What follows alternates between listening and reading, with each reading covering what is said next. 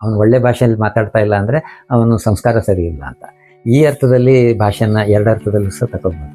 ದೈಹಿಕವಾದ ಸಾವನ್ನೆಲ್ಲ ನಾವು natural death ಅಂತೀವಿ, ಇದು ಆತ್ಮಹತ್ಯೆಯನ್ನು ಮಾತ್ರ ಅನ್ಯಾಚುರಲ್ಲು ಅಂತೀವಿ. ಇದು ಸರಿಯಾ ತಪ್ಪ? ಇದು ಹೇಗೆ ಫಿಸಿಕಲ್ ಡಿಸೆಬಿಲಿಟಿ ಮತ್ತು ಫೇಲ್ಯೂರು ಒಂದು ಸಾವಿಗೆ ಕಾರಣವೋ, ಮೆಂಟಲ್ ಡಿಸೆಬಿಲಿಟಿಯು ಸಹ ಅದು ಈಕ್ವಲ್ ಪ್ಯಾರಾಮೀಟ್ರಿ ಆಗಲ್ವಾ?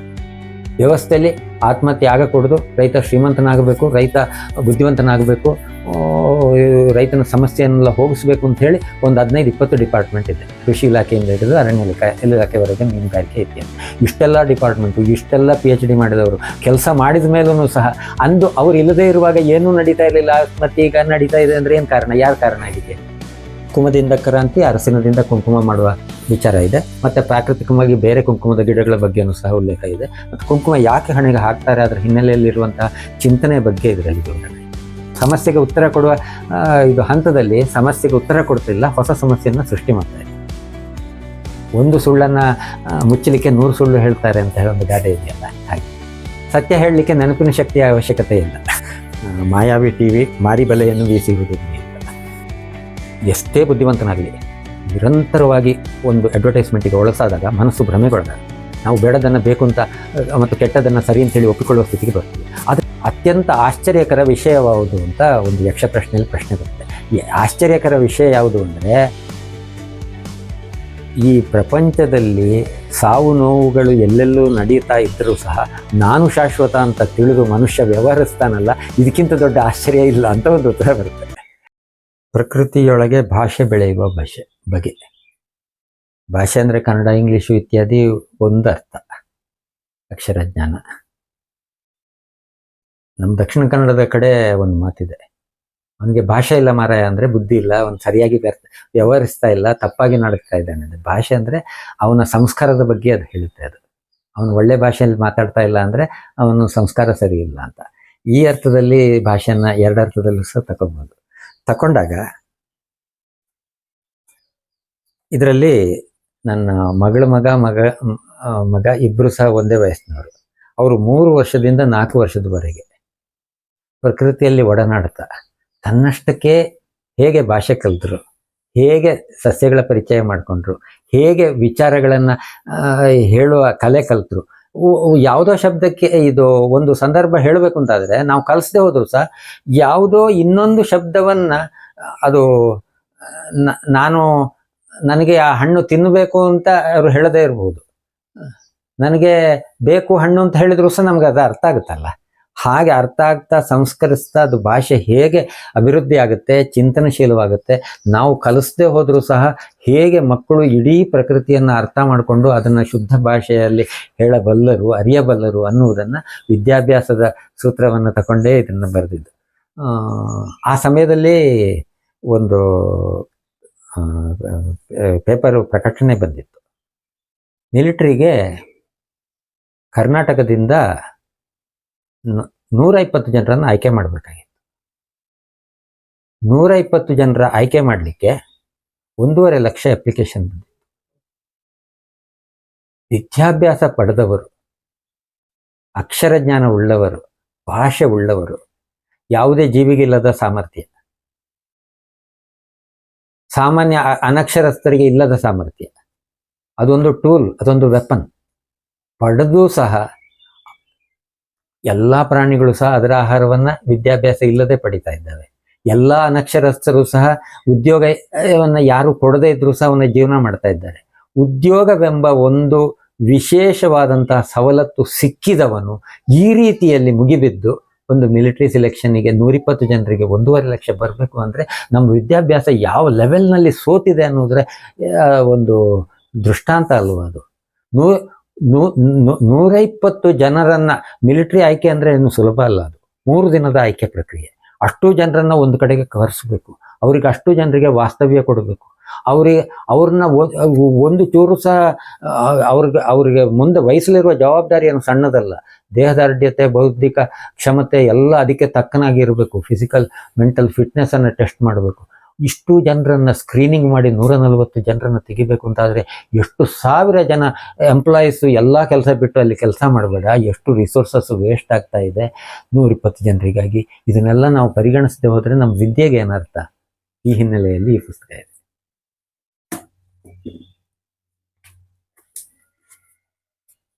ಅನ್ನದಾತನ ಆತ್ಮಹತ್ಯೆ. ಆತ್ಮಹತ್ಯೆ ಅನ್ನೋದು ಪ್ರಾಕೃತಿಕ ಸಾವ ಅಪ್ರಾಕೃತಿಕ ಸಾವ ಅನ್ನುವಂತಹ ಒಂದು ಪ್ರಶ್ನೆಗೆ ನಾವು ಉತ್ತರ ಕೊಡಬೇಕಾಗುತ್ತೆ. ಕಾಯಿಲೆ ಬರುತ್ತೆ ಅಥವಾ ಯಾವುದೋ ಒಂದು ಹೆರಿಡಿಟರಿ ಪ್ರಾಬ್ಲಮ್ ಇರುತ್ತೆ, ಇದು ಬರ್ತ್ ಡಿಸೆಬಿಲಿಟಿ ಇರುತ್ತೆ, ಬೇಗ ಸಾಯ್ಬೋದು ಕೆಲವರು, ಅಥವಾ ಆಹಾರದ ದೋಷಗಳಿಂದ ಸಾಯ್ಬೋದು, ಅಥವಾ ಅಪಘಾತದಿಂದ ಸಾಯ್ಬೋದು. ಹೀಗೆ ದೈಹಿಕವಾದ ಸಾವನ್ನೆಲ್ಲ ನಾವು ನ್ಯಾಚುರಲ್ ಡೆತ್ ಅಂತೀವಿ. ಇದು ಆತ್ಮಹತ್ಯೆಯನ್ನು ಮಾತ್ರ ಅನ್ಯಾಚುರಲ್ಲು ಅಂತೀವಿ. ಇದು ಸರಿಯಾ ತಪ್ಪ? ಇದು ಹೇಗೆ ಫಿಸಿಕಲ್ ಡಿಸೆಬಿಲಿಟಿ ಮತ್ತು ಫೇಲ್ಯೂರು ಒಂದು ಸಾವಿಗೆ ಕಾರಣವೋ, ಮೆಂಟಲ್ ಡಿಸೆಬಿಲಿಟಿಯು ಸಹ ಅದು ಈಕ್ವಲ್ ಪ್ಯಾರಾಮೀಟರ್ ಆಗಲ್ವಾ? ಅದನ್ನು ನಾವು ಸ್ಪೆಷಲ್ ಆಗಿ ಕನ್ಸಿಡರ್ ಮಾಡೋ ಅವಶ್ಯಕತೆ ಇದೆಯಾ ಅನ್ನೋ ಪ್ರಶ್ನೆಗೆ ನಾವು ಉತ್ತರ ಕೊಡಬೇಕಾಗುತ್ತೆ. ಆಯಿತು, ಆ ಮೆಂಟಲ್ ಡಿಸೆಬಿಲಿಟಿ ಯಾಕೆ ಬಂತು? 10ನೇ ಕ್ಲಾಸ್ನ ಮಕ್ಕಳು ಇವತ್ತು ಆತ್ಮಹತ್ಯೆ ಮಾಡುವ ಲೆವೆಲ್ಗೆ ಹೋಗ್ತಾ ಇದ್ದಾರೆ. ಅಷ್ಟು ನಾವು ಸ್ಟ್ರೆಸ್ಸನ್ನು ಕ್ರಿಯೇಟ್ ಮಾಡಿ, ಆಗ ಯಾವುದೇ ಜವಾಬ್ದಾರಿ ಇಲ್ಲ, ಈ ಜೀವನದ ಬಗ್ಗೆ ಏನೂ ಗೊತ್ತಿಲ್ಲ, ಜೀವನಕ್ಕೆ ಇನ್ನೂ ತಯಾರಿ, ಖುಷಿಯಾಗಿ ಇರಬೇಕಾದ ದಿನಗಳು. ಅಲ್ಲಿ ಆತ್ಮಹತ್ಯೆಗೆ ನೋವಾಗಲಿಕ್ಕೆ ಭಾಳ ಸಾಕು ಅಂತ ಹೇಳಲಿಕ್ಕೆ ಏನು ಅವಕಾಶವೇ ಇಲ್ಲ. ಆ ಲೆವೆಲಲ್ಲಿ 10ನೇ ಕ್ಲಾಸ್ನಲ್ಲಿ ಆತ್ಮಹತ್ಯೆ ಮಾಡುವ ಲೆವೆಲಲ್ಲಿಗೆ ಮುಟ್ಟಿಸಿದ ಮೇಲೆ, ದುಡ್ಡಿಗೆ ಅಷ್ಟು ಪ್ರಾಮುಖ್ಯತೆ ಕೊಟ್ಟ ಮೇಲೆ, ಜೀವನವನ್ನು ಅಷ್ಟು ಕಷ್ಟಮಯ ಮತ್ತು ಸಂಕೀರ್ಣಗೊಳಿಸಿದ ಮೇಲೆ ನಾವು ಅನ್ನದಾತನ ಆತ್ಮಹತ್ಯೆಯನ್ನು ತಡೀತೇವೆ ಅಂತ ಹೇಳುವ ಒಂದು ಯೋಚನೆ ಎಷ್ಟು ಕಾರಣ ಯಾರು? ಅದಕ್ಕೆ ರೈತ ಕಾರಣನ, ವ್ಯವಸ್ಥೆ ಕಾರಣನ? ವ್ಯವಸ್ಥೆಯಲ್ಲಿ ಆತ್ಮಹತ್ಯೆ ಆಗಕೂಡದು, ರೈತ ಶ್ರೀಮಂತನಾಗಬೇಕು, ರೈತ ಬುದ್ಧಿವಂತನಾಗಬೇಕು, ರೈತನ ಸಮಸ್ಯೆಯನ್ನೆಲ್ಲ ಹೋಗಿಸ್ಬೇಕು ಅಂತ ಹೇಳಿ ಒಂದು 15-20 ಡಿಪಾರ್ಟ್ಮೆಂಟ್ ಇದೆ. ಕೃಷಿ ಇಲಾಖೆಯಿಂದ ಹಿಡಿದು ಅರಣ್ಯ ಇಲಾಖೆವರೆಗೆ, ಮೀನುಗಾರಿಕೆ ಇತ್ಯಾದಿ. ಇಷ್ಟೆಲ್ಲ ಡಿಪಾರ್ಟ್ಮೆಂಟು, ಇಷ್ಟೆಲ್ಲ PhD ಮಾಡಿದವರು ಕೆಲಸ ಮಾಡಿದ ಮೇಲೂ ಸಹ ಅಂದು ಅವ್ರು ಇಲ್ಲದೇ ಇರುವಾಗ ಏನೂ ನಡೀತಾ ಇರಲಿಲ್ಲ, ಮತ್ತೆ ಈಗ ನಡೀತಾ ಇದೆ ಅಂದರೆ ಏನು ಕಾರಣ? ಯಾರ ಕಾರಣ? ಇದಕ್ಕೆ ಸಮಸ್ಯೆ ಎಲ್ಲಿದೆ? ಇಷ್ಟು ದೊಡ್ಡ ವ್ಯವಸ್ಥೆ ಇದ್ದು ಸಹ ಇದು ಫೇಲ್ಯೂರ್ ಆಗ್ತಾ ಇದೆ. ಇದು ನಿಮಿಷಕ್ಕೆ 10 ಜನ ಹಳ್ಳಿಯಿಂದ ಪೇಟೆಗೆ ಓಡ್ತಿದ್ದಾರೆ, 10 ನಿಮಿಷಕ್ಕೆ 3 ಜನ ಆತ್ಮಹತ್ಯೆ ಮಾಡ್ತಿದ್ದಾರೆ. ಇದನ್ನ ನಾವು ಇನ್ನೊಂದು ದೃಷ್ಟಿಕೋನದಿಂದ ಆಲೋಚನೆ ಮಾಡಬೇಡವಾ?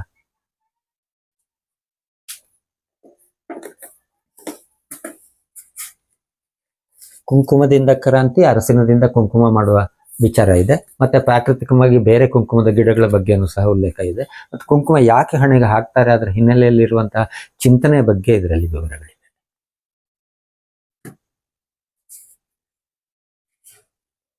ಇದು ಬೆಳೆಯೋಣ ಬನ್ನಿ ಅಂತ ಹೇಳಿ ಒಂದು 6 ಗಡ್ಡೆಗಳ ಕುರಿತು ಮನೆ ಮಟ್ಟಿಗೆನೆ ತಾರಸಿಯಲ್ಲಿ, ಪೇಟೆ ಮನೆಗಳಲ್ಲೂ ಬೆಳಿಬಹುದಾದಂಥ ವಿಚಾರಗಳು ಇದರಲ್ಲಿದೆ. ಇದು ಈಗ ಇದರ ಮುಂದುವರೆದ ಎಡಿಷನ್ನು ಈಗ ಸಿದ್ಧಗೊಳ್ತಿದೆ, ಇನ್ನೊಂದು 3 ತಿಂಗಳಲ್ಲಿ ಬರ್ಬೋದು. ಅದರಲ್ಲಿ 16 ಗಡ್ಡೆ ಸೇರಿಸಿ ಒಂದು 12 ಗಡ್ಡೆ 100 ಪುಟ ಮಾಡಿದ್ದೇನೆ. ಸೂರನ ಗಡ್ಡೆ ಮತ್ತು ಹುತ್ತರಿ ಗೆಣಸು ಇದೆಲ್ಲ ಸೇರುತ್ತೆ. ಇದು ಗೆಡ್ಡೆ ಕಟ್ಟುವುದು ಅಂದರೆ ಆ ಗಿಡ ಎಲ್ಲ ಇದು ಸಂಶ್ಲೇಷಣೆ ಮಾಡಿದ್ದನ್ನು ಭೂಮಿಯ ಒಳಗೆ ಸಂಗ್ರಹಿಸಿಡುವುದು, ಭೂಮಿಗೆ ಹತ್ತಿರವಾಗುವುದು, ಭೂಮಿಯಲ್ಲಿಯೇ ಅದನ್ನು ಸಂರಕ್ಷಿಸಿಡುವುದು. ಭೂಮಿಯಲ್ಲಿ ಇದ್ದಾಗ ಆ ಗಡ್ಡೆಗೆ ನಾಶ ಇಲ್ಲ, ಕಿತ್ತರೆ ಹಾಳಾಗತ್ತದು. ಅರಸಿನ, ಶುಂಠಿ ಇತ್ಯಾದಿ ಬೇಕಾದಾಗ ಕೀಳೋದಾದರೆ ವರ್ಷ ಇಡೀ ಬೇಕಾದಾಗ ಕಿತ್ತಿರ್ಬೋದು. ಹಾಗೇನೆ ನಾವು ಸಹ ಹೇಗೆ ಗೆಡ್ಡೆಗಳು ಭೂಮಿಯಲ್ಲಿ ಇದ್ದು ಸುರಕ್ಷಿತವಾಗಿ ಇರ್ತದೋ ಹಾಗೆ ಕೂಡ ಭೂಮಿಯ ಸಂಪರ್ಕದಲ್ಲಿ ನಾವಿದ್ರೆ ನಿಜವಾದ ಸುರಕ್ಷಿತತೆ, ಗೆಡ್ಡೆ ಕಟ್ಟಿದ ಹಾಗೆ ಅಂತ. ಅನ್ನದ ಅರಿವು ಅಂತ ಇದು ಪುಸ್ತಕ ಈಗ ಸದ್ಯಕ್ಕೆ ಮುಗಿದಿದೆ, ಜೆರಾಕ್ಸ್ ಕಾಪಿ ಮಾತ್ರ ಇಟ್ಕೊಂಡಿದ್ದೇನೆ. ರೀಪ್ರಿಂಟ್ನ ಯೋಚನೆ ಸದ್ಯಕ್ಕೆ ಶುರುವಾಗಿಲ್ಲ. ಇದು ಭತ್ತದ ಬೆಳೆ, ಭತ್ತದ ಹಿನ್ನೆಲೆಯಲ್ಲಿರುವ ಕಷ್ಟ ಸುಖ, ಭತ್ತವೂ ಒಂದು ಅಮಲಾಗಿ ಅನ್ನವೂ ಒಂದು ಚಟವೇ ಅನ್ನುವ ಪ್ರಶ್ನೆಯೊಂದಿಗೆ ಬೇರೆ ಬೇರೆ ರೀತಿಯಲ್ಲಿ ಅನ್ನದ ಕೃಷಿಯ ಬಗ್ಗೆನೇ ಇದೆ. ಬಾಣಲೆಯಿಂದ ಬೆಂಕಿಗೆ ಅಂತೇಳಿ ಅಂದರೆ ಸಮಸ್ಯೆ ಪರಿಹಾರಕ್ಕೆ ಇನ್ನೊಂದು ಸಮಸ್ಯೆಯನ್ನು ನಾವು ಹೇಗೆ ಸೃಷ್ಟಿ ಮಾಡ್ತಾ ಇದ್ದೀವಿ ಅಂತ ಒಂದು 30 ಲೇಖನಗಳು. ಈಗ ನಾವು ಸಮಸ್ಯೆಗೆ ಉತ್ತರ ಕೊಡುವ ಇದು ಹಂತದಲ್ಲಿ ಸಮಸ್ಯೆಗೆ ಉತ್ತರ ಕೊಡ್ತಿಲ್ಲ, ಹೊಸ ಸಮಸ್ಯೆಯನ್ನು ಸೃಷ್ಟಿ ಮಾಡ್ತಾ ಇದ್ದೀವಿ.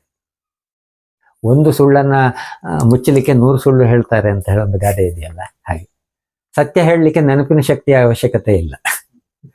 ಸುಳ್ಳನ್ನು ಮುಚ್ಚಿಡ್ಲಿಕ್ಕೆ ತುಂಬಾ ನೆನಪಿ ಯಾವಾಗ ಯಾವಾಗ ಏನೇನು ಸುಳ್ಳು ಹೇಳಿದ್ದೇನೆ ಅಂತ ನೆನಪಿಟ್ಕೊಂಡಿರ್ಬೇಕು. ಕೊನೆಗೆ ಸಿಕ್ಕಿಬಿಡೋದಾಗ್ಲೇ.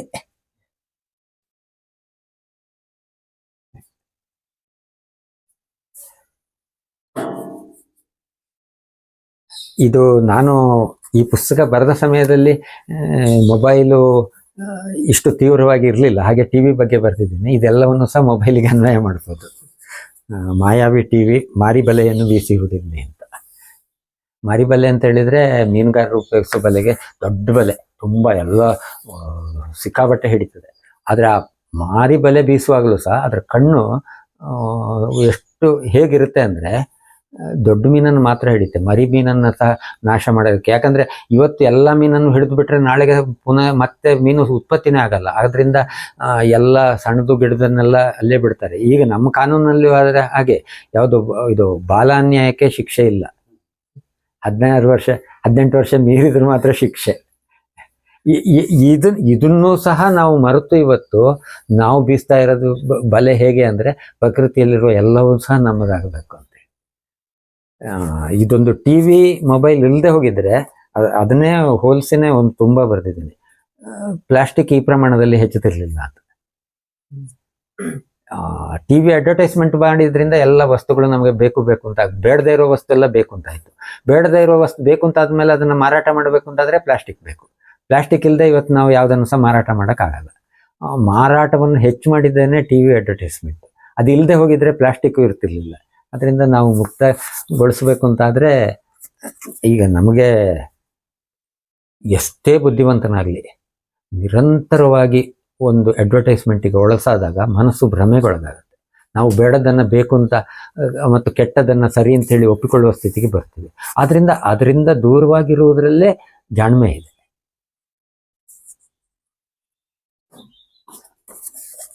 ಇದೊಂದು ಸಣ್ಣ ಪುಸ್ತಕ, ತೆಂಗಿನಕಾಯಿಯನ್ನು ಹಣ್ಣು ಮಾಡಿ ತಿನ್ನುವುದು ಅಂತ, ಮೊಳಕೆ ಬರೆಸಿ ತಿನ್ನುವಂತಹ ಒಂದು ವಿಧಾನ. ಇದು ಪ್ರಾರಂಭದಲ್ಲಿ ಬರೆದ ಪುಸ್ತಕ, ಆಮಿಷಗಳ ಬೋನಿನೊಳಗೆ ಬೆಳಬೇಡಿ ಅಂತ. ಅಡ್ವರ್ಟೈಸ್ಮೆಂಟಿನ ಬಗ್ಗೆ ಮಾತಾಡಿದ್ನಲ್ಲ, ಅಡ್ವರ್ಟೈಸ್ಮೆಂಟು ಅಂದರೆ ಇಲಿ ಬೋನ್ನಲ್ಲಿ ಒಂದು ಕೊಬ್ಬರಿ ಪೀಸೋ ಬಜ್ಜಿ ಪೀಸೋ ಸುಟ್ಟು ಇಟ್ಟಂಗೆ ಅದನ್ನು 10 ಸಲ ಸುತ್ತು ಬಂದು ಕೊನೆಗೆ ತಿಂದುಬಿಡ್ತೀನಿ ಅಂತ ಹೋದರೆ ಸಿಕ್ಕಾಕೋತೀವಿ. ಈಗ ನಾವೆಲ್ಲ ಹಾಗೆ ಸಿಕ್ಕಾಕೊಳ್ಳೋದು. ನಾವೆಲ್ಲ ಪ್ರಬುದ್ಧರಾಗುವುದು ಯಾವಾಗ ಅಂತ, ಇದರಲ್ಲೂ ಸಹ ಅಷ್ಟೆ. ಯಕ್ಷ ಪ್ರಶ್ನೆಯಲ್ಲಿ ಧರ್ಮರಾಯನಿಗೆ ಯಕ್ಷ ಪ್ರಶ್ನೆ ಸಂದರ್ಭ ಬರುತ್ತೆ. 126 ಪ್ರಶ್ನೆಗಳಿಗೆ ಉತ್ತರ ಬರುತ್ತೆ. ಒಂದು ಸಾಕಷ್ಟು ಕತೆ, ಅರಣ್ಯ ಕತೆ ಎಲ್ಲ ಬರುತ್ತೆ. ಅದು ಬಂದು ಎಲ್ಲರಿಗೂ ಬಾಯಾರಿಕೆ ಆಗಿರುತ್ತೆ. ನಿಮ್ಗೆ ಗೊತ್ತಿದೆಯೇನು ಆ ಕತೆ? ಒಂದು ತೀವ್ರ ಬಾಯಾರಿಕೆ ಆಗುತ್ತೆ. ಇದು ಅರಣ್ಯವಾಸ ಮುಗಿದು ಅಜ್ಞಾತವಾಸಕ್ಕೆ ಹೋಗಬೇಕಾದ ಸಂದರ್ಭ. ಆಗ ದೇವರು ಒಡ್ಡಿದಂಥ ಒಂದು ಪರೀಕ್ಷೆ ಪಾಂಡವರಿಗೆ.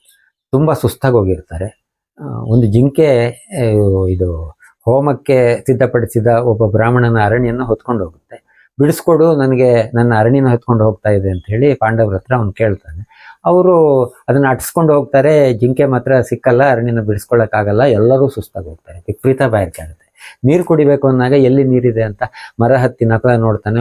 ಅಲ್ಲಿ ನೀರಿದೆ. ನೀರಿನ ಹತ್ರಕ್ಕೆ ಸುರುವಿಗೆ ನಕುಲ ಹೋಗ್ತಾನೆ ನೀರು ತರಕ್ಕೆ ಅಂಥೇಳಿ. ಒಂದು ಎಲೆಯಿಂದ ದೊನ್ನೆ ಮಾಡಿಬಿಟ್ಟು ನೀರು ತೋಡ್ತಾನೆ. ಮೊದಲು ಇವ ಕುಡಿತಾನೆ ಅಂತ. ಇಲ್ಲ, ನೀನು ನೀರು ಕುಡಿಯುವಾಗೆಲ್ಲ ಇದು ನನ್ನ ಕೊಳ ಅಂತ ಅಲ್ಲಿ ಒಂದು ಬಕ ಪಕ್ಷಿ ನಿಂತಿರುತ್ತೆ. ಬಕ ಪಕ್ಷಿ ಹೇಳುತ್ತೆ, ನೀರು ಕುಡಿಬೇಡ ಅಂತ. ನಾನು ಪಾಂಡವರಲ್ಲಿ ಒಬ್ಬ ಧನುರ್ವಿದ್ಯಾಧರ, ನನ್ನನ್ನು ಕೇಳೋಕ್ಕೆ ನೀನು ಯಾರು? ನನಗೆ ಬಾಯಾರಿಕೆ ಆಗಿದೆ, ಇದು ಪ್ರಕೃತಿಯ ಆಸ್ತಿ, ನಾನು ನೀರು ಕುಡಿತೀನಿ ಈಗ. ಇಲ್ಲ, ನಿಂಗೆ ಒಳ್ಳೇದಾಗಲ್ಲ, ಕುಡಿಬೇಡ ಅಂತ. ಕುಡಿತಾನೆ, ಸತ್ತು ಬೀಳ್ತಾನೆ. ಅವನು ನಕುಲ ಸತ್ತು ಬಿದ್ರೂ ಸಹ ಸಹದೇವ ಬಂದುಬಿಟ್ಟು ಅವನು ಅದೇ ರೀತಿ ಕುಡಿತಾನೆ, ಸತ್ತು ಬೀಳ್ತಾನೆ. ಮತ್ತೆ ಅರ್ಜುನ ಬರ್ತಾನೆ, ಅವನು ಸತ್ತು ಬೀಳ್ತಾನೆ. ಭೀಮ ಬರ್ತಾನೆ. ಅದು ಅದರಲ್ಲಿ ಒಂದು ಪ್ರಶ್ನೆ ಬರುತ್ತೆ, ಅತ್ಯಂತ ಆಶ್ಚರ್ಯಕರ ವಿಷಯ ಯಾವುದು ಅಂತ ಒಂದು ಯಕ್ಷ ಪ್ರಶ್ನೆಯಲ್ಲಿ ಪ್ರಶ್ನೆ ಬರುತ್ತೆ. ಆಶ್ಚರ್ಯಕರ ವಿಷಯ ಯಾವುದು ಅಂದರೆ, ಈ ಪ್ರಪಂಚದಲ್ಲಿ ಸಾವು ನೋವುಗಳು ಎಲ್ಲೆಲ್ಲೂ ನಡೀತಾ ಇದ್ದರೂ ಸಹ ನಾನು ಶಾಶ್ವತ ಅಂತ ತಿಳಿದು ಮನುಷ್ಯ ವ್ಯವಹರಿಸ್ತಾನಲ್ಲ, ಇದಕ್ಕಿಂತ ದೊಡ್ಡ ಆಶ್ಚರ್ಯ ಇಲ್ಲ ಅಂತ ಒಂದು ಉತ್ತರ ಬರುತ್ತೆ. ಇಲ್ಲಿ ಇಷ್ಟು ಜನ ಸತ್ತು ಬಿದ್ದಿದ್ದಾರೆ ತಮ್ಮಂದ್ರು, ಆದರೂ ಸಹ ಭೀಮನಂತಹ ಸರ್ವಸಮರ್ಥನೂ ಯೋಚನಾ ಶಕ್ತಿ ಉಳ್ಳವನು ವಿವೇಕಿಯು ಆದಂಥವನು ಮತ್ತೆ ಪುನಃ ಇದೇ ತಪ್ಪನ್ನು ಮಾಡಿ ಅಲ್ಲಿ ಸತ್ತು ಬೀಳ್ತಾನೆ. ನಾನು ನಿನ್ನ ಪ್ರಶ್ನೆಗೆ ಉತ್ತರ ಕೊಡೋದಕ್ಕೆ ನಿನಗೆ ಕೇಳೋಕ್ಕೆ ಅಧಿಕಾರ ಇಲ್ಲ ಅಂತ. ಆದರೆ ಧರ್ಮರಾಯ ಮಾತ್ರ ಬಂದವನು ತಮ್ಮಂದ್ರು ಸತ್ತು ಬೀಳ್ದದ್ದನ್ನು ಅಲ್ಲದೆ ಹೋಗಿದ್ರು, ಅಕಸ್ಮಾತ್ ಅವನೇ ಮೊದಲು ಬಂದಿದ್ರು ಸಹ ಅವನು ಉತ್ತರಿಸಿಯೇ ನೀರು ಕುಡಿಯುವಷ್ಟು ಚಿಂತನಶೀಲನಾಗಿದ್ದ ಅನ್ನುವುದು ಬಹಳ ಪ್ರಧಾನವಾದದ್ದು. ಆ ವಿವೇಕ ನಮಗೆಲ್ಲರಿಗೂ ಇರಲಿ ಅಂತ ಈ ಪ್ರಸಂಗ ಇದೆ. ಸರಿ, ನೀನು ಕೇಳಪ್ಪ, ನೀನು ಹೇಳಿದ್ದು ಸರಿ, ಇದು ನಿನ್ನದು ಹೌದಾ ಅಲ್ವಾ ಅಂತ ನಾನು ಪ್ರಶ್ನೆ ಮಾಡೋ ಬದಲು ನನ್ನದಲ್ಲ ಅನ್ನೋದಂತೂ ನಿಜ. ಸರಿ, ನೀ ಪ್ರಶ್ನೆ ಕೇಳು. 126 ಪ್ರಶ್ನೆ ಕೇಳ್ತಾನೆ, ಒಂದೊಂದು ಸಹ ಅದ್ಭುತವಾದ ಪ್ರಶ್ನೆಗಳು. ಅದಕ್ಕೆ ಇವನು ಕೊಡುವ ಉತ್ತರನೂ ಒಂದೊಂದು ಅದ್ಭುತ. ಒಂದು ಭಗವದ್ಗೀತೆ ಅದು. ಇಂಥ ಒಂದು 5-6 ಪ್ರಸಂಗ ಮಹಾಭಾರತದಲ್ಲಿ ಬರುತ್ತೆ. ಈ ರೀತಿಯ ಒಂದು ಕ್ರುಷಿಯಲ್ ಘಟ್ಟ ನಮ್ಮನ್ನು ಮತ್ತೆ ಮತ್ತೆ ಎಚ್ಚರಿಸಿ ನಾವು ಹೇಗೆ ಜೀವನವನ್ನು ರೂಪಿಸಿಕೊಳ್ಳಬೇಕು ಅನ್ನುವುದನ್ನು ನಮಗೆ ನಿರ್ದೇಶಿಸುವ ಕಥೆಯ ಮಧ್ಯದಲ್ಲಿ ಬರುವಂತಹ ಒಂದೊಂದು ವಿಶೇಷ ಘಟ್ಟಗಳಿದು. ಹಾಗೆ ಅವನು ಪ್ರಶ್ನೆಗೆ ಉತ್ತರ ಎಲ್ಲ ಆದಮೇಲೆ, ಸರಿ, ಇದು ನನಗೆ ಖುಷಿ ಆಯಿತು, ನಿನಗೆ ನಾನು ಈಗ ನೀರು ಕೊಡ್ತೇನೆ, ನೀರು ಕುಡಿ, ಆಮೇಲೆ ವರ ಕೊಡ್ತೇನೆ. ಏನು ವರ ಅಂತ ಕೇಳಿದ್ರೆ, ನೀನು ಇಲ್ಲಿ ಬಿತ್ತಿರೋರಲ್ಲಿ ಯಾರನ್ನಾದರೂ ಒಬ್ಬರನ್ನ ಬದುಕಿಸ್ಕೊಡ್ತೀನಿ ಕೇಳು ಅಂತ. ನಕುಲ ಬದುಕಲಿ ಅಂತ ಹೇಳ್ತಾನೆ. ಇವನು ವನವಾಸ ಮುಗಿಸಿದಾನೆ ಜೂಜಿನ ದುಷ್ಪರಿಣಾಮ ಕಾರಣವಾಗಿ. ಇನ್ನು ಅಜ್ಞಾತವಾಸ ಆದಮೇಲೆ ಹೋಗಿ ದುರ್ಯೋಧನನ್ನೆಲ್ಲ ಸೋಲಿಸಿ ಗೆದ್ದು ರಾಜ್ಯವನ್ನು ಪುನಃ ಪಡಿಬೇಕು. ಭೀಮನ ಹೊರತಾಗಿ ನೀವು ನಕಲನನ್ನು ಕೊಡಿ ಅಂತ ಕೇಳುವಂತಹ ಒಂದು ಸಾಧ್ಯತೆಯೇ ಎಷ್ಟು ಒಂದು ಅದ್ಭುತ ಅಲ್ವಾ? ಯಾಕೆ ಕೇಳ್ದ ಅಂದರೆ, ಕುಂತಿಯ ಮಗನಾಗಿ ನಾನಿದ್ದೇನೆ, ಮಾದ್ರಿಯ ಮಗನಾಗಿ ಅವನಿರಲಿ ಅಂತ. ಈ ಒಂದು ವೈಚಾರಿಕ ಪ್ರಬುದ್ಧತೆ ಇದೆಯಲ್ಲ, ಇವು ಎಷ್ಟು ನಮಗೆ ಮಾರ್ಗದರ್ಶನ ಮಾಡುತ್ತೆ ಅಂತ. ಆಯಿತು, ಸರಿ, ಅದಾಯಿತು, ಒಪ್ಕೊಂಡೆ.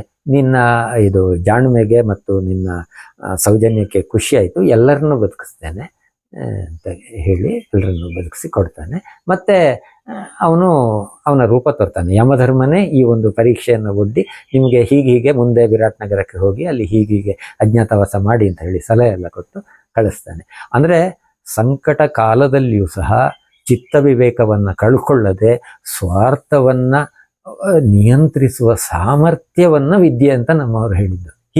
ಹೇಗೆ ನೋಡಿದ್ರು, ಎಲ್ಲಿ ನೋಡಿದ್ರು ಸಹ ನಮ್ಮವರು ವಿವೇಕಪೂರ್ಣವಾಗಿಯೇ ಇದು ಬಡತನದ ಬದುಕನ್ನು ಬಾಳಿದ್ರು ಅನ್ನೋದಕ್ಕೆ ನಮಗೆ ದೃಷ್ಟಾಂತ ಸಿಗ್ತದೆ. ಯಾವ ಪ್ರಸಂಗ ತಗೊಂಡ್ರು ಸಹ ಅದರಿಂದ ಅದು ಅಭಾವ ವೈರಾಗ್ಯ, ವಿದ್ಯುತ್ ಇಲ್ಲದೆ ಇರೋದ್ರಿಂದ, ಕರೆಂಟು ಇದು ಪೆಟ್ರೋಲ್ ಇಲ್ಲದೆ ಇರೋದ್ರಿಂದ ಹಾಗೆ ಬದುಕಿದ್ರು ಅನ್ನೋದಕ್ಕೆ ಅವಕಾಶನೇ ಇಲ್ಲ. ಅಷ್ಟು ನಮಗೆ ಇಲ್ಲಿ ಸಿಗ್ತದೆ. ಅಷ್ಟು ಸಮೃದ್ಧವಾದ ಸಾಹಿತ್ಯ ಇದೆ. ಅದನ್ನು ಓದದೆ ತಿಳಿಯೋದೇ ನಾವು ಏನು ABCD ಕಲಿಯೋದು. ಅದನ್ನೆಲ್ಲ ಈ ಪುಸ್ತಕದಲ್ಲಿ ವಿವರಿಸಲಾಗಿದೆ. ಇದು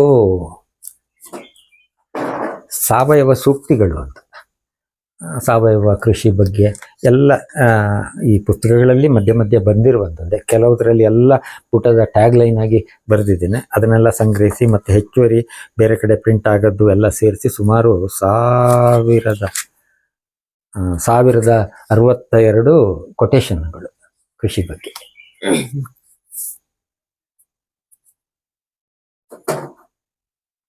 ಇದು ಅಭಿಜಿತ್ ಮಗ ಬರೆದಿರೋದು ಹಕ್ಕಿ ಬಗ್ಗೆ. ಇದೊಂದು ಅದ್ಭುತವಾದ ಹಕ್ಕಿ. ಇದರ ಜೀವನ ಚರಿತ್ರೆ ಎಷ್ಟು ಬುದ್ಧಿವಂತಿಕೆ ಇದೆ. ಮನುಷ್ಯನಿಗೆ ಏನೂ ಕಮ್ಮಿ ಇಲ್ಲದಂತಹ ಒಂದು ಜಾಣ್ಮೆ, ಜೀವನದ ಬಗ್ಗೆ ಆಧ್ಯಾತ್ಮಿಕ ಚಿಂತನೆ ಎಲ್ಲ ಹಕ್ಕಿಗಳಲ್ಲೂ ನಾವು ಗಮನಿಸ್ಬೋದು. ತುಂಬ ವಿಶೇಷವಾದಂಥ ಉಲ್ಲೇಖಗಳಿದೆ ಅದರಲ್ಲಿ. ಇನ್ನೊಂದು ಜೇಡನ ಬಗ್ಗೆ ಇದೆ, ಅದು ಸಹ ಪ್ರಿಂಟ್ ಇಲ್ಲ ಈಗ. ಅದು ಅಭಿಜಿತ್ ಸಹಕಾರದಲ್ಲಿ ಬರೆದ ಪುಸ್ತಕ. ಇನ್ನೊಂದು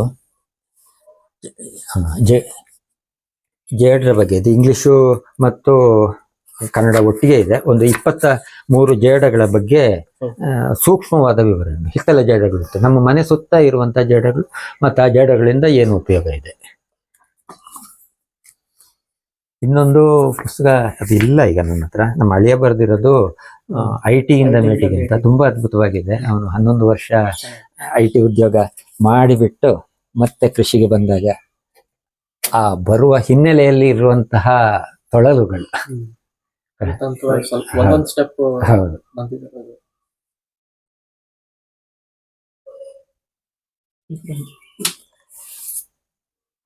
ಕೃಷಿ ಸಂಸ್ಕೃತಿ ಇದರಲ್ಲಿ ಈ ಕೃಷಿಯಲ್ಲಿ ಸಾವಯವವಾಗಿ ಪ್ರಾಕೃತಿಕವಾಗಿ ಚಿಂತನೆ ಮಾಡಿದಂತಹ ಒಂದು 22 ಲೇಖಕರ ಲೇಖನ ಸಂಗ್ರಹ ಇದು.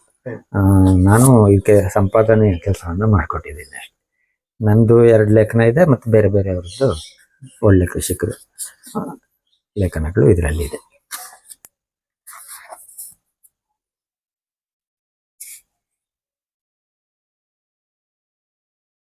ಸರ್, ಈಗ ನೀವು ಇಲ್ಲಿ ಸಿದ್ಧಪಡಿಸಿದಂಥ ವಸ್ತುಗಳು ಮತ್ತೆ ನೀವು ಬರೆದಂಥ ಪುಸ್ತಕಗಳು ಬೇಕು ಅಂತಂದ್ರೆ ಹೇಗೆ ಸಂಪರ್ಕ ಮಾಡಬೇಕು?